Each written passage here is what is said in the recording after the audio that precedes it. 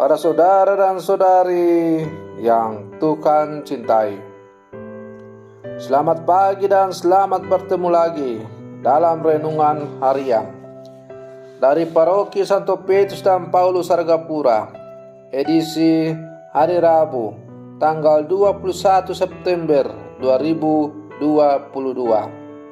Hari ini Gereja semesta merayakan Pesta Santo Matius, Rasul dan penulis Injil. Mengawali hari yang baru ini, kita hendak mendengar dan merenungkan sabda Tuhan. Marilah sebelum kita mendengar dan merenungkan sabda Tuhan, kita berdoa. Dalam nama Bapa dan Putra dan Roh Kudus. Amin. Allah Bapa, sumber kebijaksanaan, demi kerahiman-Mu yang tak terselami, Engkau telah berkenan memilih Santo Matius pemungut cukai menjadi Rasul-Mu. Semoga dengan pertolongan teladan dan doanya, kami Kau perkenankan mengikuti Engkau dan berpegang teguh padamu.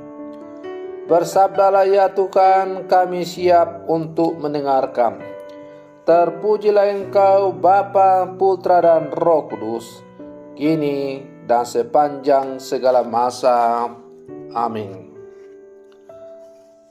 Para saudara dan saudari yang Tuhan cintai, sabda Tuhan yang hendak kita dengar dan kita renungkan untuk mengawali hari yang baru ini diambil dari Injil Matius pasal 9 ayat 9 sampai 13. Tuhan bersamamu.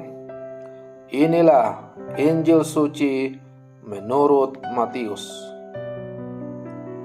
Pada suatu hari, Yesus melihat seorang yang bernama Matius duduk di rumah cukai. Yesus berkata kepadanya, "Ikutlah aku." Maka berdirilah Matius lalu mengikuti dia. Kemudian ketika Yesus makan di rumah Matius, datanglah banyak pemungut cukai dan orang berdosa, makan bersama-sama dengan dia dan murid-muridnya. Melihat itu, berkatalah orang-orang Farisi kepada murid-murid Yesus, "Mengapa gurumu makan bersama dengan pemungut cukai dan orang berdosa?" Yesus mendengar dan berkata, "Bukan orang sehat yang memerlukan tabib, melainkan orang sakit. Maka pergilah dan pelajarilah arti firman ini. Yang kukehendaki ialah belas kasihan dan bukan persembahan. Karena aku datang bukan untuk memanggil orang benar, melainkan orang berdosa." Demikianlah sabda Tuhan. Para saudara dan saudari yang Tuhan cintai, hari ini Gereja semesta merayakan Pesta Santo Matius, Rasul dan penulis Injil. Matius sebagai Rasul dan penulis Injil yang kita peringati hari ini berasal dari kalangan pemungut cukai. Pekerjaan sebagai pemungut cukai pada waktu itu sangat tidak terhormat. Meskipun begitu, Yesus memanggil Matius untuk menjadi salah satu rasulnya. Bahkan ia makan di rumahnya. Yesus ingin membuat Matius bertobat dan mengikuti dia seperti rasul-rasul yang lain. Rencana Yesus ini berhasil. Bahkan Matius mampu mendokumentasikan kisah dan perjalanan Yesus dalam satu buku, yaitu Injil Matius. Para saudara dan saudari yang Tuhan cintai, kita sebagai murid-murid Yesus yang hidup sama sekarang tidak berbeda dengan Matius. Kita juga orang-orang berdosa yang dipanggil oleh Yesus untuk menjadi murid-muridnya, yang diawali ketika kita masing-masing menerima sakramen pembaptisan. Oleh karena itu, sudah sepantasnya kita sebagai orang-orang yang telah dipanggil dan diselamatkan tidak lupa untuk mewartakan Kristus dalam kehidupan kita. Matius mewartakan Kristus dengan tulisan-tulisannya.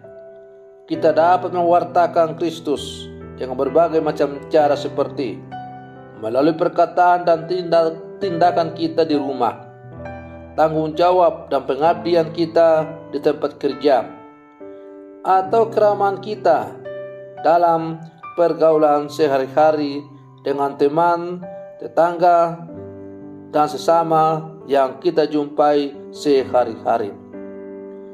Dengan pewartaan ini, kasih Kristus akan semakin dirasakan oleh banyak orang. Para saudara dan saudari yang Tuhan cintai, dalam kehidupan sehari-hari ada banyak orang sakit yang kita alami, entah yang diderita fisik maupun sakit di dalam hati dan jiwa. Penyebabnya ada bermacam-macam. Bisa karena kesalahan kita sendiri, orang lain, ataupun peristiwa-peristiwa yang tidak kita harapkan. Hal itu seringkali membuat kita lemah dan merasa sedih terus-menerus. Para saudara dan saudari yang Tuhan cintai, maka melalui pesta Santo Matius Rasul pada hari ini, kita belajar bagaimana Yesus datang kepada Matius untuk menyembuhkan luka-luka dalam hidup Matius. Sebagai seorang pemungut cukai, Matius jatuh dalam dosa. Jiwanya terluka oleh harta, kemakmuran, dan penghinaan oleh bangsanya sendiri. Yesus datang dan menawarkan belas kasihan, yang mengajak Matius untuk bertobat, sehingga jiwa Matius yang terluka kembali pulih dan beroleh sukacita keselamatan.